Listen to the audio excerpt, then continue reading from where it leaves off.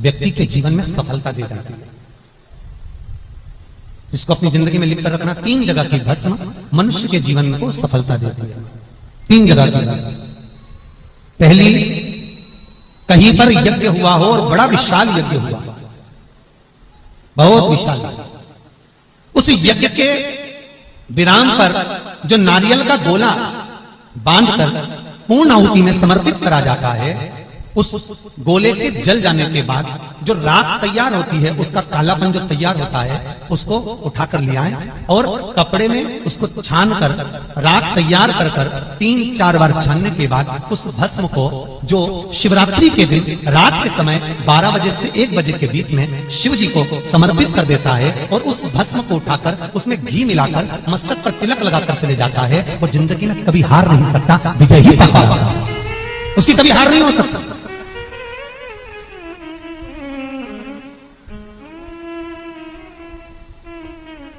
वो कभी हार नहीं सकता। ये जितने राजनेता होते हैं, राजनीति करने वाले, टिकट मिलेगा नहीं मिलेगा, टिकट मिलेगा नहीं मिलेगा, उस मझधार में पड़े रहते हैं। शिव महापुराण की कथा कहती है वो भस्म विजयता को प्रदान करती है। आपको किसी से नहीं करना, किसी के हाथ नहीं जोड़ना, केवल वो भस्म का तिलक लगाकर जिससे आपका काम निकालना है उसके सामने पहुंच जाए, आपको सुख अनुभव हो जाएगा, कार्य सिद्ध। तो भस्म इतनी प्रबल होती है।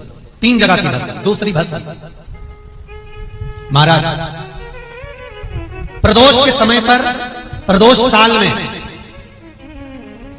जिस दिन प्रदोष हो उस दिन प्रदोष काल के समय कोई गाय अपने बछड़े को दूध पिलाते समय जब पोटा कर दे, गाय गोबर कर दे, उस गोबर को हाथ नहीं लगाना है, उसी स्थान पर सूखने देना है। जब वो गोबर सूख जाए उसको उठाकर जलाकर उसकी भस्म तैयार कर ली जाए। किसी भी प्रदोष पर, किसी भी प्रदोष पर उस भस्म की राख तैयार कर शंकर भगवान को शाम को प्रदोष के काल में, प्रदोष के समय पर शंकर भगवान को एक वस्त्र में लेकर किसी मंदिर में भस्म चढ़ाकर उसी भस्म को उठाकर लेकर आ जाएं और जो दुकान, जो व्यापार, जो फैक्ट्री, जो काम आपका खड्डे में जा रहा है, नहीं चल रहा, बिल्कुल ठप्प होकर पड़ा हुआ है, उस भस्म को केवल दुकान में जाने से पहले दोनों साइड दाता और विधाता का नाम लेकर चढ़ा दी जाए और अंदर प्रवेश कर दिया जाए। अगर कितनी भी खड्डे में फेंकी जा रही होगी वो अव्वल में चलना प्रारंभ हो जाएगा।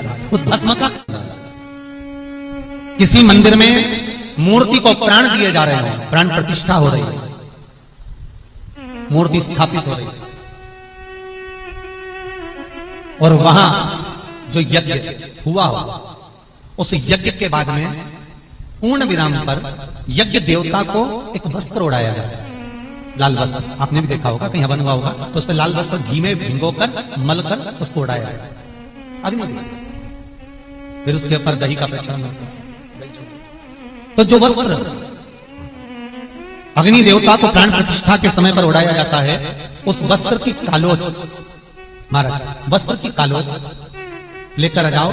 आंवला नवमी के दिन हाथ की अंगुष्ठ भाग और चीटी उंगली, इन दोनों भाग पर वो कालोच लगाकर आंवले के वृक्ष के नीचे आंवला नवमी के दिन अपना पल्लू पसार कर आंवले की जड़ को अपने पल्लू में गिरा लो और आंवला नवमी के दिन ही वो आंवले की जड़ को गुल्लक में, तिजोरी में बरकत के स्थान पर रख दो। जिंदगी में कभी संपदा कम नहीं हो सकती, संपदा बढ़ती चली जाएगी, संपदा घट नहीं सकती, बढ़ेगी।